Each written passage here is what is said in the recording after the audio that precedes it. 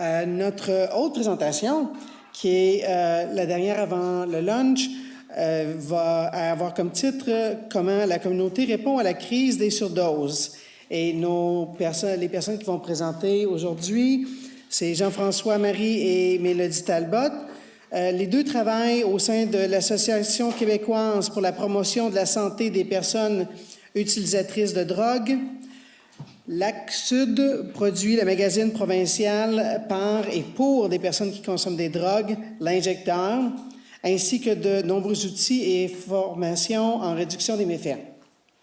De plus, Lac-Sud soutient activement la mise en place de groupes locaux de personnes utilisatrices de drogue dans différentes régions du Québec et réalise différentes actions et démarches en défense collective des droits.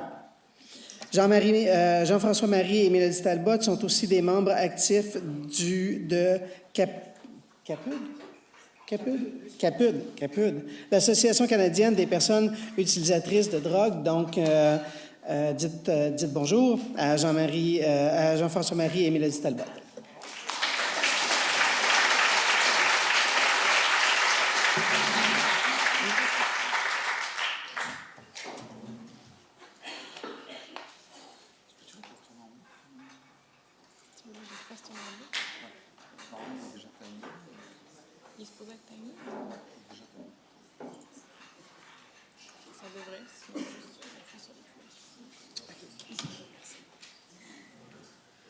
Alors, bonjour, je m'appelle Mélodie Talbot, je suis la coordonnatrice de l'Injecteur au sein de Lac-Sud, l'Association québécoise pour la promotion de la santé des personnes utilisatrices de drogue.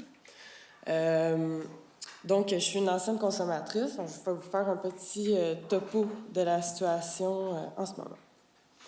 Donc, ces temps-ci, on entend souvent parler que Vancouver est en pleine crise des surdoses, et qu'au Québec, qu'on se console parce qu'il y a moins de morts, tu sais.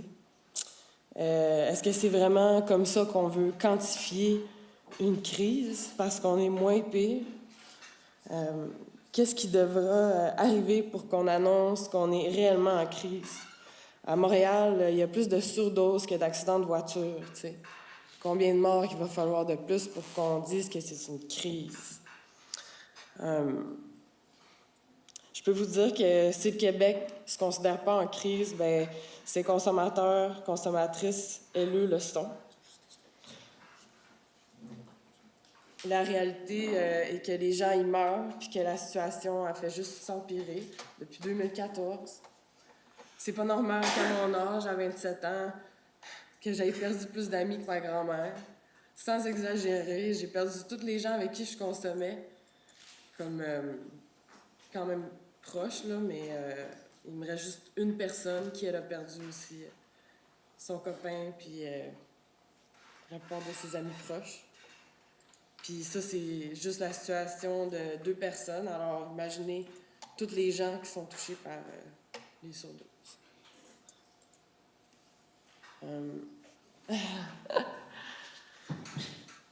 Donc, je vais vous parler un peu de qu'est-ce qui fait que les consommateurs, consommatrices sont à risque.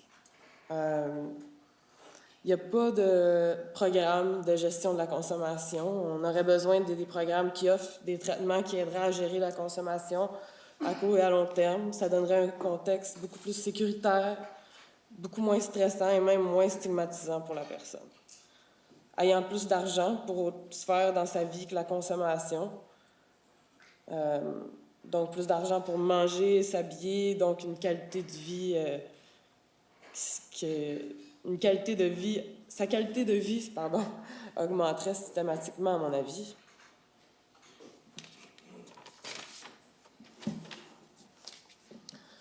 Je vais vous parler un peu des traitements de substitution aux opiacés. En ce moment, en fait, on a juste le Suboxone et la méthadone qui sont offerts.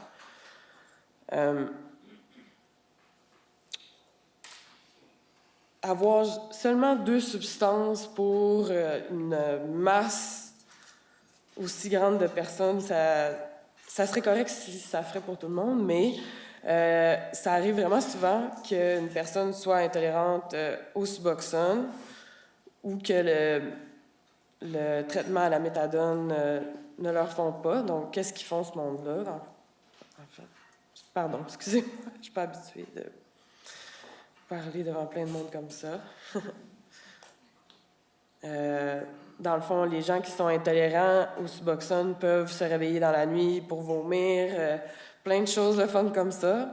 Puis, le Suboxone, en fait, il y a quelque chose dans ce traitement-là, dans le fond, dans la substance, pardon, qui fait que tu ne peux pas consommer des opiacés sans être malade. Puis, c'est vraiment pas tout le monde qui va embarquer dans un traitement à long terme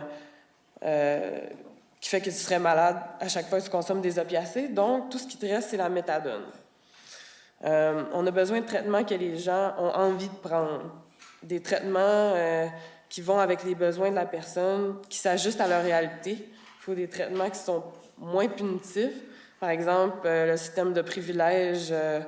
On vous donne des doses à apporter à la maison, on appelle ça des privilèges. C'est un peu infantilisant. C'est juste un exemple. Ensuite, ça serait bien d'avoir des services adéquats pour les consommateurs et consommatrices qui ne sont pas des personnes cisgenres. Une personne cisgenre, c'est un individu dont l'identité de genre est en accord avec son sexe. Encore aujourd'hui, les personnes trans et les minorités du genre ont d'énormes difficultés dans les services. Dans les services pour les personnes qui consomment at large. Par exemple, en hébergement, dans les prisons, on les met à la mauvaise place. On punit ces gens-là à la place de punir les comportements machistes, à la place de punir les actions qui mettent en danger ces gens-là dans ces instances-là. Les personnes sont donc privées de plusieurs services. Un accès communautaire à la naloxone aiderait beaucoup. Si on pouvait distribuer la naloxone à partir des organismes communautaires, c'est qui devrait arriver bientôt, et faire la distribution entre les pairs, la naloxone se rendrait beaucoup plus vite aux consommateurs de drogue, ce qui pourrait vraiment sauver des vies. En passant, tu peux avoir 4 kits de naloxone par visite à la pharmacie. Il faudrait plus de disponibilité au niveau des TDO et des vrais programmes de traitement de substitution à bas seuil. Les traitements de substitution aux opiacés devraient être accessibles plus rapidement. Par exemple, au lieu d'avoir en 2 semaines et quelques mois d'attente entre la demande du TDO jusqu'à son obtention, la personne demandant le TDO devrait l'avoir le lendemain.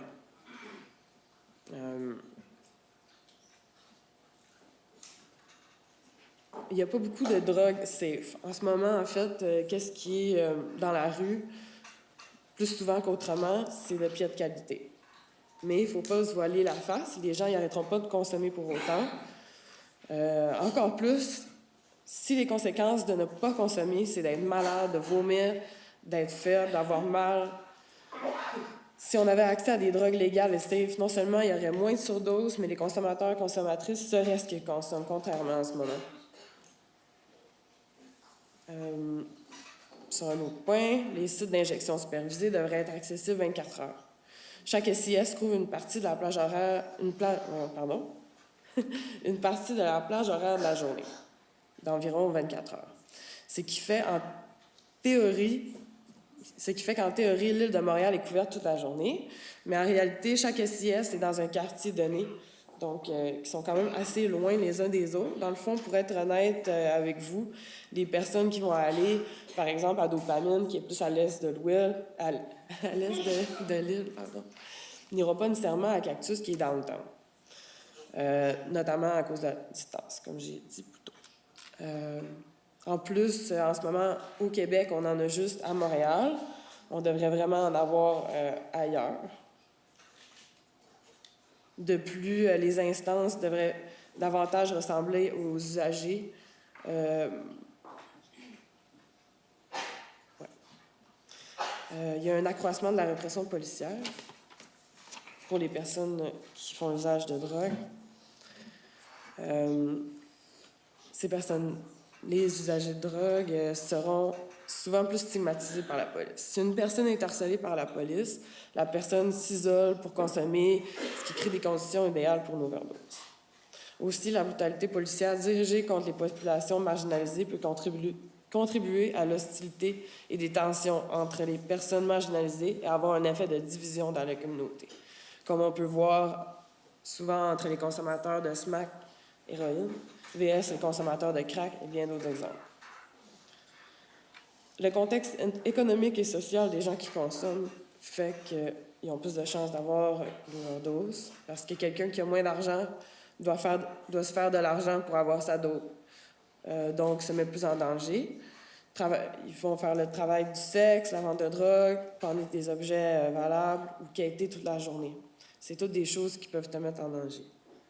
Ensuite, tu vas courir toute la journée pour t'acheter ta dose, pour t'acheter dose par dose et se la procurer à différentes places, différents dealers, donc plus de chances de contracter du fentanyl sans le vouloir.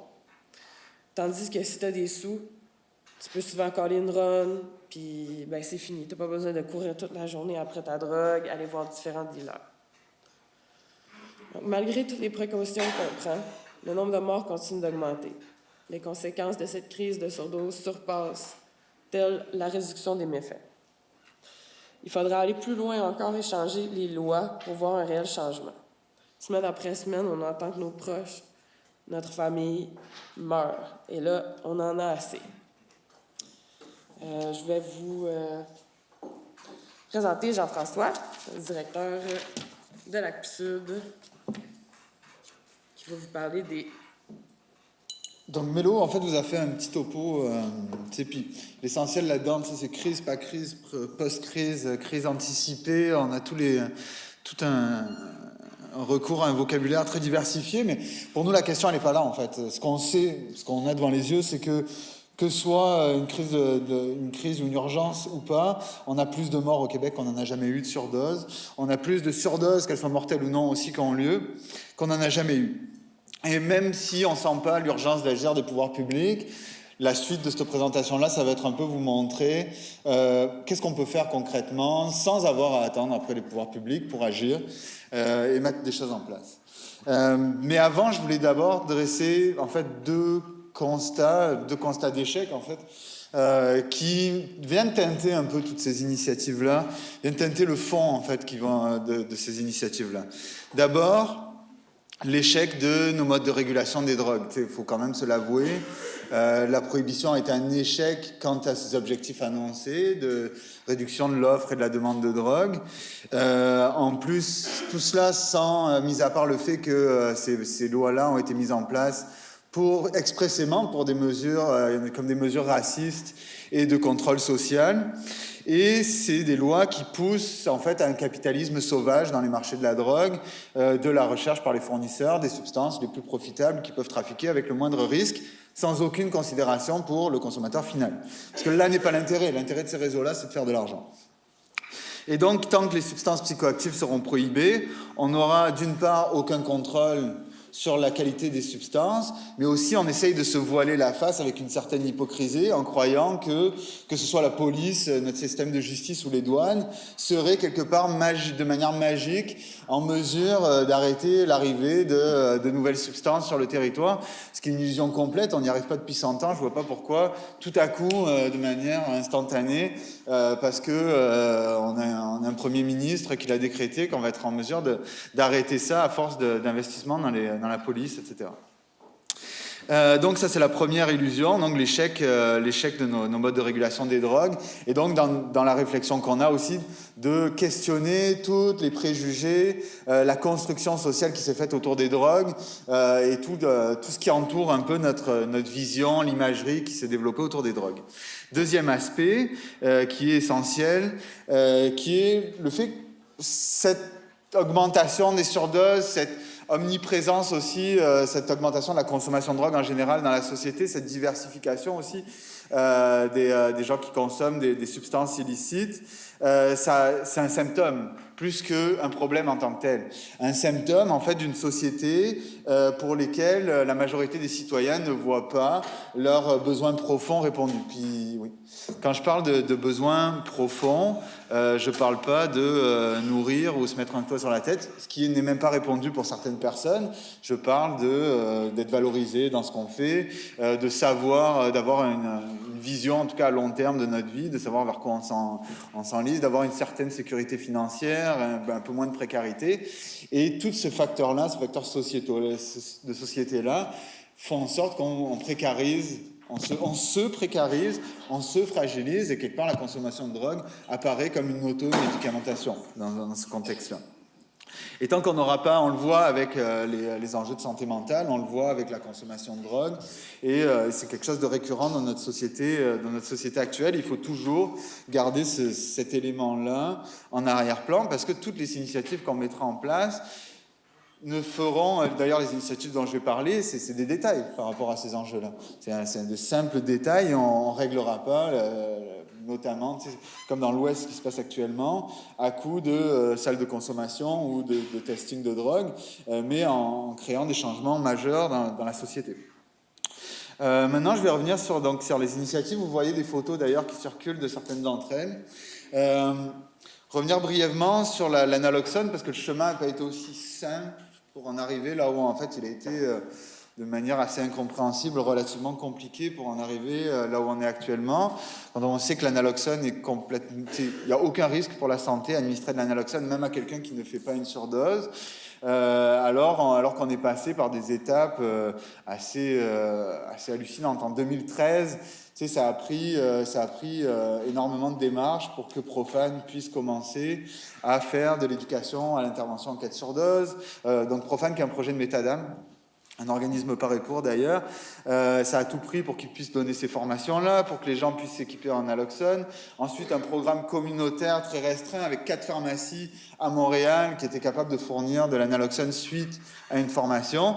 Maintenant, c'est un peu mieux, mais il reste toujours des enjeux parce que pas tout le monde veut aller dans une pharmacie, s'identifier, présenter sa carte de RAMQ, argumenter parfois avec le pharmacien pour avoir accès au nombre de doses nécessaires de naloxone, et une annonce la semaine passée quant au fait qu'on pourrait avoir un accès communautaire, chose qu'on demandait depuis 2013 en réalité.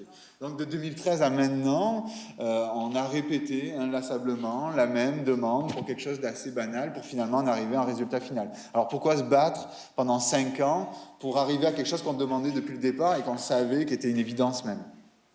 Mais en attendant, qu'est-ce qui s'est passé? Il y a des gens qui ont mis en place des réseaux illégaux de fourniture de naloxone en allant s'approvisionner dans d'autres provinces. D'ailleurs, en plus, avec des moyens, c'est du bricolage, quoi. Vous le voyez, quoi, le coffre d'une pauvre Tercel qui part de l'Ontario, il y a des photos et c'est ça. Le coffre d'une pauvre Tercel qui amène 300-400 kits de naloxone à Achot pour s'approvisionner, alors qu'on sait que dans les pharmacies d'hôpital, on en est rempli. Mais on n'est pas capable de la sortir de la pharmacie d'hôpital pour la mettre dans la communauté. Et c'est là où il y a des militants qui, à un moment donné, arrêtent d'attendre après le gouvernement et le font, tout simplement. Puis on se rend compte que de 1, ça pose aucun problème. De 2, ça fonctionne très bien. Et donc, de 3, on n'a pas besoin de l'État, en fait. Après, on pourrait passer à un autre sujet, les salles de consommation. Le même schéma se reproduit. Donc maintenant, on pourrait peut-être se réjouir d'avoir 4 services d'injection supervisés à Montréal. Je dis peut-être parce qu'après 10 ans, il y a certaines des photos d'ailleurs qui étaient dans les premières manifestations à Montréal de quand on réclamait des services d'injection supervisés. Bon, mais après 10 ans, à réclamer un service, se retrouver avec un service qui n'est pas tel qu'on le demandait à l'origine, en tout cas que le milieu le demandait à l'origine, c'est quelque part une certaine déception. Il faut avouer que c'est un échec, on se retrouve encore avec des services très normés, avec énormément de règles, un enregistrement préalable, des pratiques qui sont interdites à l'intérieur, etc. Des règles qui viennent du contexte légal dans lequel ces services-là s'inscrivent, d'une certaine frilosité aussi des instances de santé publique et des élus, surtout des élus, de paraître comme laxistes sur la drogue, parce que bien sûr, c'est bien connu, la guerre à la drogue, ça a fonctionné, donc on va continuer à promouvoir cette idéologie-là. Et on se retrouve avec des SIS qui, oui, font la job pour certaines, mais ne font pas la job pour tout le monde, alors que avec les salles de consommation, les sites de prévention des surdoses, d'ailleurs vous les voyez présentement quand vous le jour.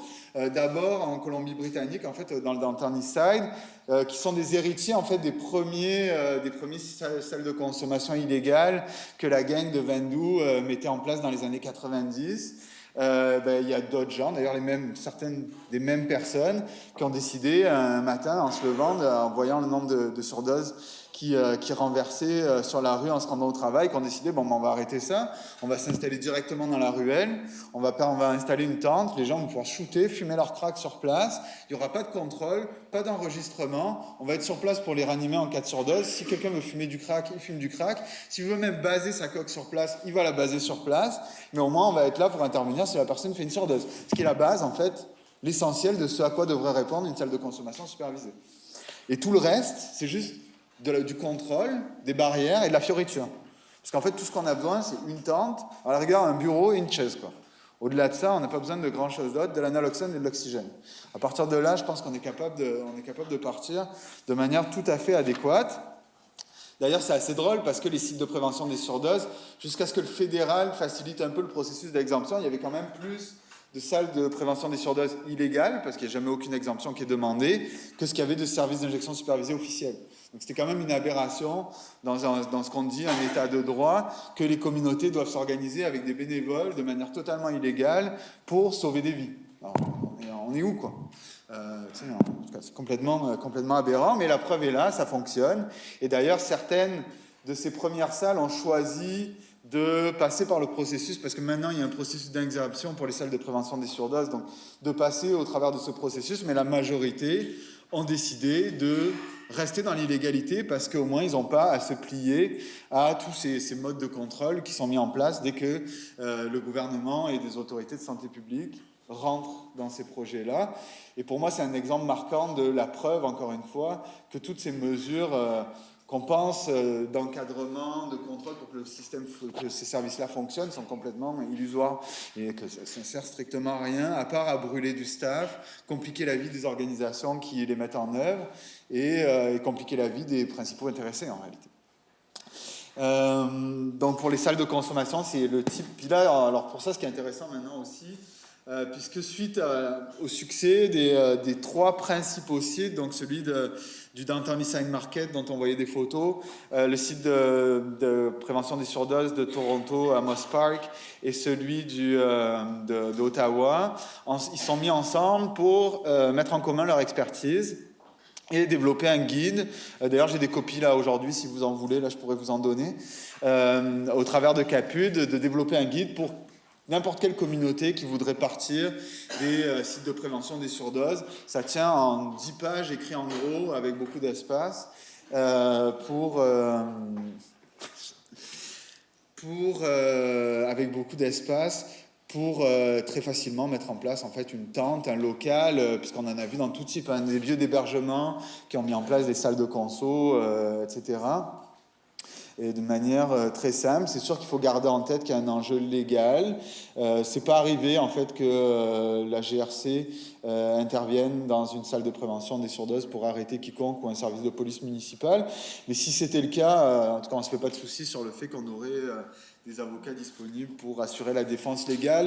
Et il y a très peu de chances que ça tienne devant des tribunaux de telles accusations, comme l'ont fait Insight auparavant.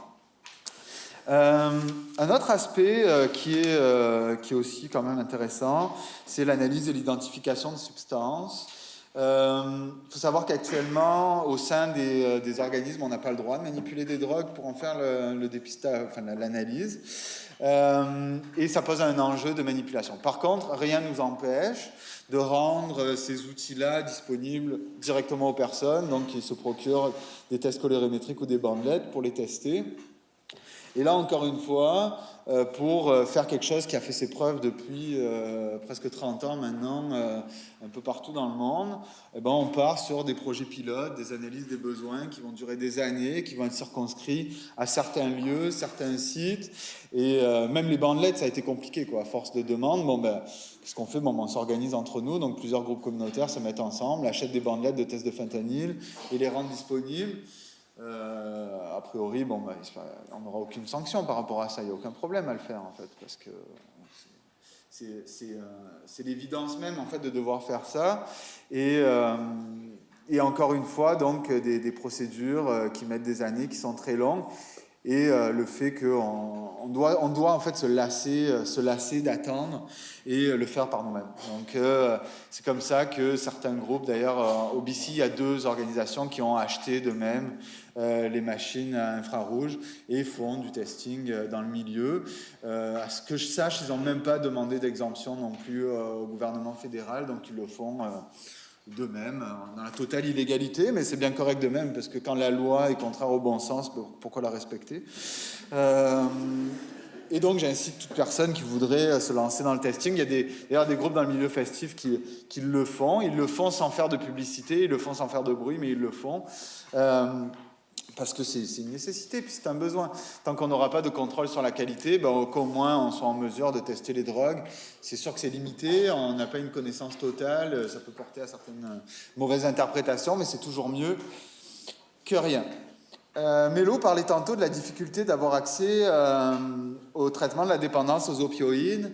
Dans ma partie, je vais plutôt l'amener sur l'aspect d'offrir une alternative aux substances contaminées. Et là, on rentre dans un autre champ, dans le sens où quelqu'un de lambda, par exemple moi, demain matin, je ne peux pas me lever et m'improviser fournisseur d'opioïdes. Autrement, je vais me faire arrêter par la police. C'est là où il y a un enjeu, parce qu'on doit trouver des alliés dans le champ médical qui sont prêts à étendre, faire un peu de torsion dans les règles pour permettre une offre alternative aux substances contaminées qui sont en circulation. Et c'est là, comme dans les années 80, dans la lutte face à l'épidémie de sida, et c'est là qu'on a besoin d'alliés dans les médecins, de médecins qui prennent des risques. Donc pas juste des médecins qui font des discours pour une plus grande accessibilité, mais des médecins qui agissent pour prescrire et pour rendre disponibles des substances non contaminées. Donc on leur demande de désobéir comme Morgan Taylor l'a fait pour l'avortement, désobéir comme de nombreux médecins l'ont fait à l'époque de l'épidémie de VIH et de sida. Parce qu'on a ce besoin-là. Certains qui commencent à le faire, puis il y a une initiative intéressante à ce niveau-là, qui nous provient en fait du BCCDC, donc un organisme d'État provincial en Colombie-Britannique, avec le Dr. Tindall qui commence à tenter de mettre en place des machines distributrices d'opioïdes. Pourquoi pas? Parce que, en tout cas, pour ce qui est du lien, des fois les gens vont nous dire oui, mais des machines, il n'y a pas de lien humain là-dedans. En tout cas, moi, tous les gens que je vois aller à leur suivi méthadone avec leur médecin, ils sont très rares, ceux qui sont enjoués d'aller voir leur médecin pour négocier leurs privilèges. Donc peut-être il serait mieux de faire face à une machine distributrice des fois. Ce serait peut-être moins confrontant et moins traumatisant pour eux. Et d'autant plus qu'avec cette machine-là, on prescrit de la dilo, sachant très bien que les gens vont se la shooter et on n'est pas dans une stratégie de contrôle comme ça se fait actuellement avec les TDO, où quand on va chercher sa dose à la pharmacie, on est obligé de l'ingurgiter devant le pharmacien. Alors, ça se passe en prison, mais c'est hallucinant qu'on oblige des patients quelconques à faire ça dans la communauté. Là, je ne comprends pas que ça se fasse en prison, mais je comprends encore moins dans la communauté. Est-ce qu'on demande à des gens à ce qu'on prescrit des benzodiazépines qui sont relativement aussi, en fait, plus nocives même que des opioïdes? Est-ce qu'on les oblige à prendre leur benzo devant le pharmacien? Est-ce qu'on leur donne des privilèges où à chaque jour ils vont devoir aller chercher leur benzo à la pharmacie? Non. Pourquoi est-ce qu'on impose ça à des toxicomanes? En raison de la prohibition puis de l'imagerie qu'elle a contribué à créer. Parce que le toxicomane est clairement irresponsable pour l'État. Et donc on le met tout le temps dans le cadre de pratiques punitives. Ce qui est intéressant avec ces initiatives-là pour rendre plus accessible du remplacement par des opioïdes, ce qui est intéressant, c'est que ça pourrait aussi s'appliquer à d'autres substances. C'est-à-dire qu'à partir du moment où on ferait ça pour les opioïdes, pourquoi pas faire ça avec les stimulants? Parce qu'on parle tout le temps des surdoses d'opioïdes, mais si on regarde dans les chiffres québécois, je pense que c'est 150 environ surdoses d'opioïdes, il y en a eu environ une cinquantaine de surdoses de cocaïne, et encore plus de surdoses de psychostimulants. Donc on parle seulement des surdoses d'opioïdes, mais on oublie complètement les surdoses de stimulants. Donc on se focalise sur un détail parce qu'il fait les manchettes, parce que les gens meurent de surdose, parce que peut-être on a d'autres moyens, mais on oublie toute une partie des consommateurs de drogue qui sont eux laissés à eux-mêmes, qui sont en fait pour le Québec la moitié des consommateurs qui consomment des stimulants et on leur fournit aucune option et aucune porte de sortie. pour conclure, pour laisser le temps pour des questions, je vais y aller avec quelques réflexions un peu, qui peuvent nous guider quand on réfléchit à la mise en place de services ou d'initiatives, parce que c'est pas forcément dans le cadre de services, là, ça peut être des initiatives militantes aussi. D'abord et avant tout, toujours remettre en question les mythes, les préjugés et l'imaginaire qui nous ont été inculqués par la prohibition avec laquelle on nous a nourris depuis qu'on est tout enfant, depuis l'école primaire, depuis les tout débuts. Donc toujours essayer de déconstruire ces modes de pensée-là, revenir un peu à la base, et cette base-là, c'est de servir les intérêts des personnes, des principaux intéressés. Donc dans notre domaine, c'est les personnes qui consomment des drogues, mais le même constat peut se faire dans d'autres domaines d'intervention. Et quand on parle de l'intérêt de ces personnes-là, c'est pas l'intérêt de la bibite qui consomme, c'est l'intérêt de la personne dans sa globalité, dans sa situation socio-économique et affective aussi. Ça implique tout ça, considérer les intérêts de la personne. Et enfin, de réaliser aussi, un peu défaire cette croyance dans l'État-providence, dans le contexte des drogues, on est quand même dans une situation assez, excusez-moi du terme, mais schizophrénique. C'est-à-dire que d'un côté, on a un État qui est là pour réprimer, emprisonner, judiciariser les personnes qui consomment des drogues. Et là, on change de département, ça va dans la santé publique, puis leur responsabilité, c'est aider, soutenir et quelque part alléger les effets néfastes de la prohibition qui a été créée par un autre pan de nos modes de régulation. Et face à ça, donc un peu arrêter de croire dans cet État-providence, prendre les choses en main en tant qu'acteur de notre société et de notre communauté et faire ce qu'il se doit. Et quand des démonstrations doivent être faites, comme ça a été le cas avec les salles de consommation, avec l'analoxone et avec la majorité des choses dont on parle et qu'on demande depuis des dizaines d'années, faire la démonstration par l'action que non seulement c'est possible, mais que ça marche. Je vous laisserai sur cette phrase-là et on serait heureux de répondre à vos questions.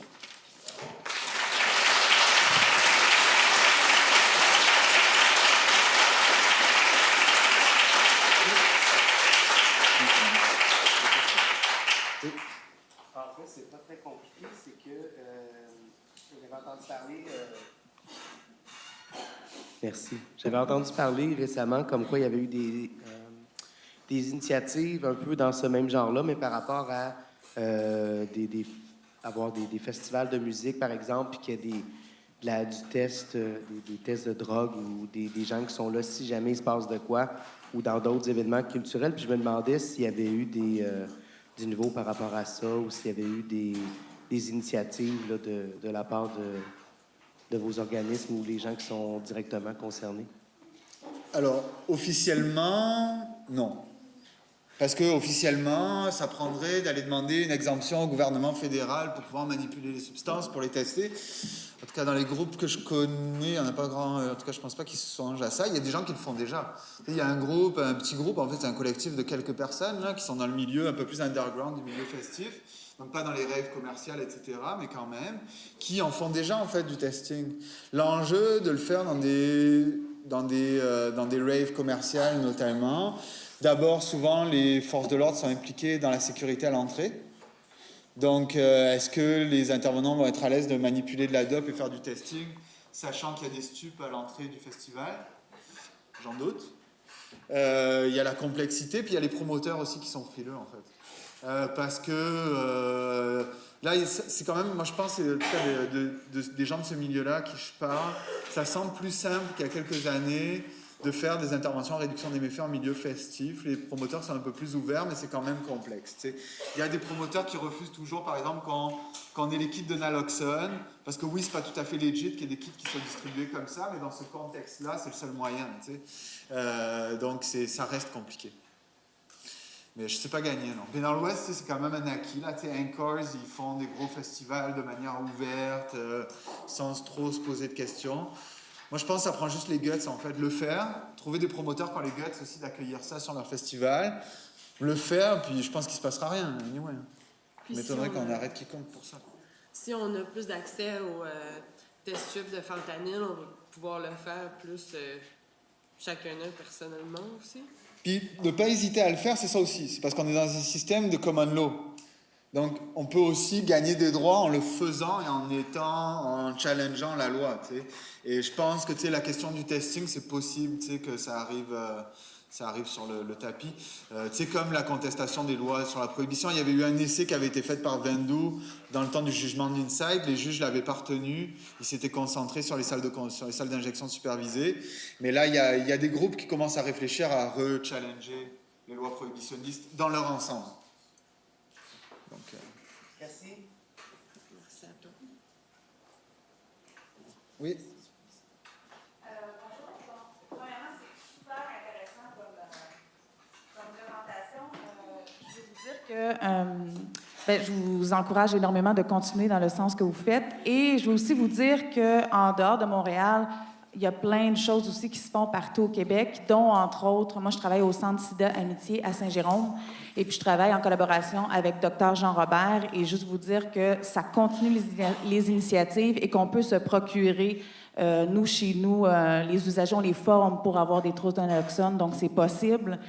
Faut juste pas lâcher, puis faut y aller et il faut oser. Puis aussi, on a des testings aussi pour le fentanyl aussi.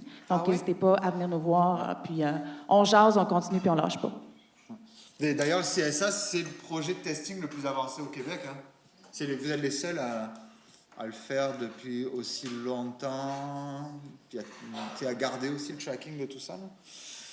Puis encore une fois, Dr Robert ne s'est pas posé la question 100 ans s'il devait le faire ou pas. T'sais. Pour lui, ça rentre dans son serment d'Hippocrate à la base. T'sais. Voilà, il fait sa job de médecin. C'est super, là. J'encourage les gens à aller vous visiter, là, que ce soit même pour consommer des drogues de synthèse, de la cocaïne, tout ça. On a retrouvé du fentanyl, malheureusement, dans du crack, de la cocaïne, de la drogue de synthèse. Donc, si c'est disponible, ouais. Merci pour votre beau travail. Oui.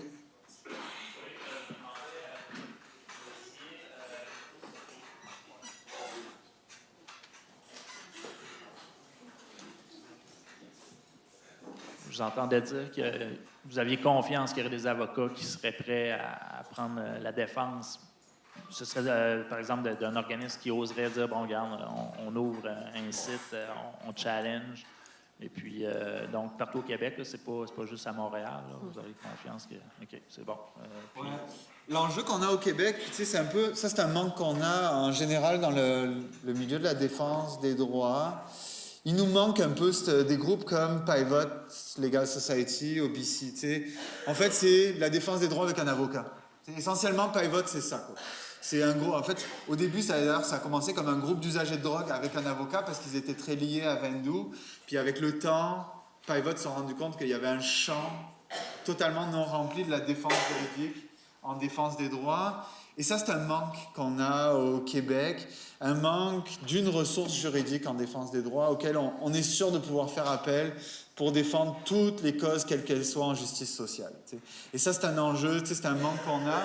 D'ailleurs, nous, dans les échanges qu'on a, souvent notre référent, c'est tout le temps, notre référent est au BC, pour avoir de l'info puis du soutien, pour quelque chose qu'on pourrait avoir ici. T'sais.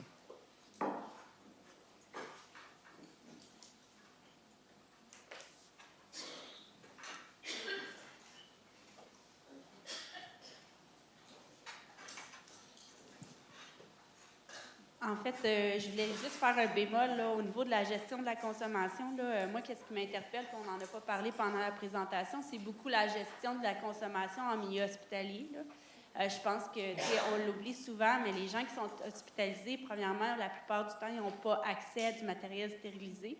Déjà là, on part avec vraiment un enjeu vraiment majeur parce qu'ils se retrouvent à se contaminer eux-mêmes, là.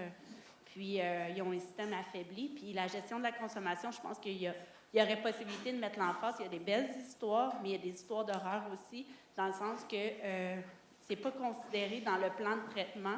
Puis, je pense que ça a des enjeux majeurs là, en lien avec la toxicomanie. Qu'est-ce que vous en pensez? Ouais, ben d'ailleurs, ouais, c'est ça, tu parlais du manque d'accès à du matériel. Je rebondis un peu là-dessus parce qu'on parle de la crise de la mortalité par rapport aux surdoses. Tous les intervenants en réduction des méfaits vous le diront. La majorité des gens, ils ne meurent pas de surdose. Ils meurent d'une infection d'un abcès qui a dégénéré, d'une septicémie, de tous ces enjeux-là qui sont des signes un peu de l'échec, un peu de notre système. Les gens ne meurent même pas de la dope, ils meurent d'une infection parce que les gens sont obligés de consommer dans des contextes précaires et insalubres. Et ça, c'est un enjeu majeur. Quand on se compare, on se désole. En Iran, il y a des programmes d'accès au matériel dans les prisons. En Moldavie, il y a des programmes d'accès au matériel dans les prisons. Puis au Canada, on n'a pas le droit. Allô? Comment ça se fait que dans un hôpital qui est rempli de matériel, il y a des gens qui font des infections? Allô? On est dans un hôpital. Fait que, il y a quand même quelque chose de profond là-dedans. Souvent, dans les hôpitaux, quand tu es quelqu'un qui consomme des opiacés pour l'avoir vécu, là, en tout cas, ils vont te donner une dose souvent, même si tu n'as pas de méthadone dans ton dossier, puis toi, tu dis que tu es un consommateur d'opiacés, ils vont te donner comme le bare minimum, vraiment. Donc, tu vas être malade. Fait que si tu as de la drogue sur toi, c'est sûr que tu vas en faire. Tu es malade, tu es à l'hôpital. C'est pas parce que tu es à l'hôpital que tu n'en feras pas. Puis l'infirmière a dit que tu n'as pas le droit, à chaque fois que tu sors de la salle de bain, si tu as pris plus que 5 minutes, elle va te poser la question, etc., etc. Je pense que le personnel hospitalier devrait être peut-être plus... je manque mon mot... Comment? Conscient, formé. Oui, il devrait être plus conscientisé puis formé vis-à-vis à ces dépendances-là. Là. Bobby?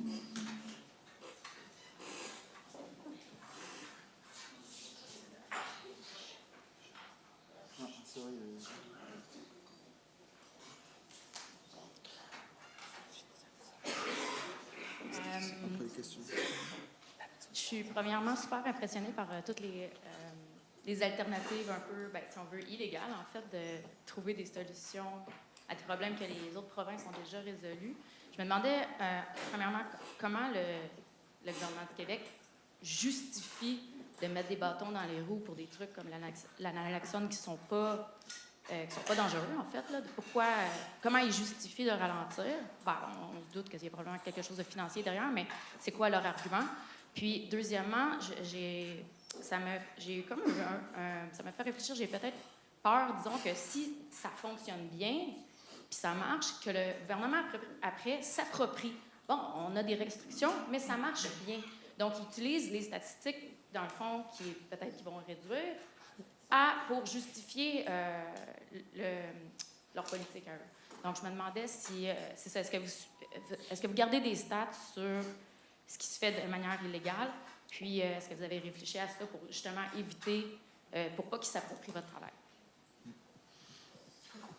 Bon, d'abord, par rapport à la lenteur pour la naloxone, moi, je pense qu'il y a quelque chose aussi de fondamental quand on pense aux services qui sont mis en place par l'État, et notamment quand il y a des enjeux politiques et de médias et d'opinion publique autour, c'est que ils cherchent toujours le risque zéro.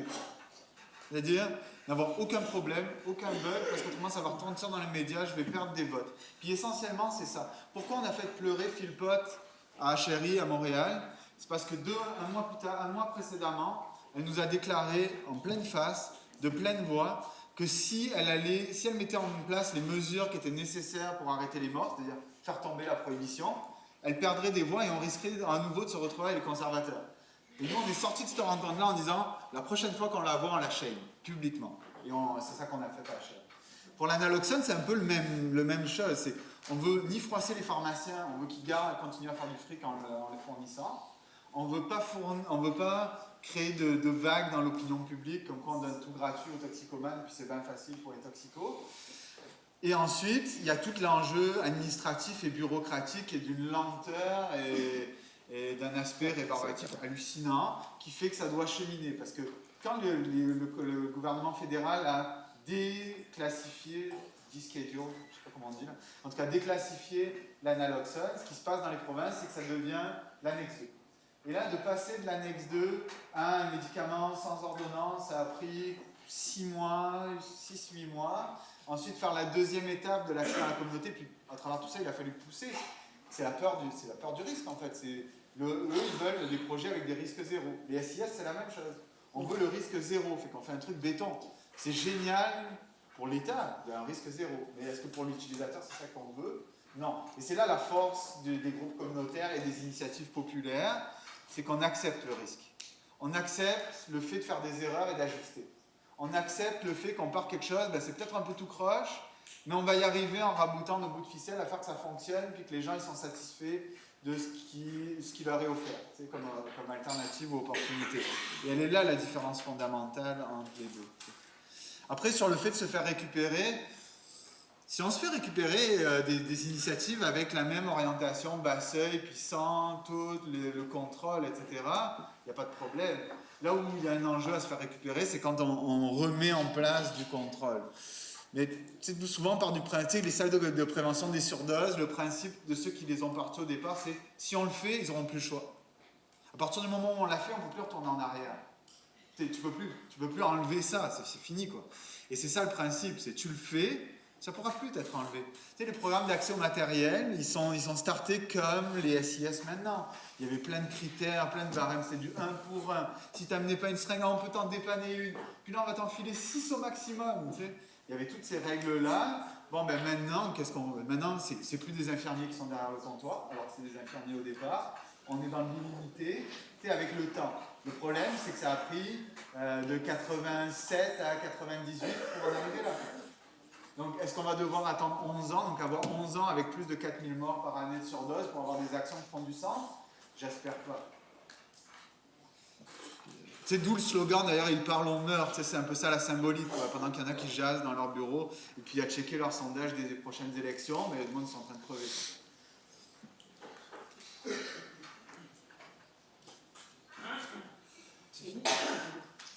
Merci à vous. Merci beaucoup.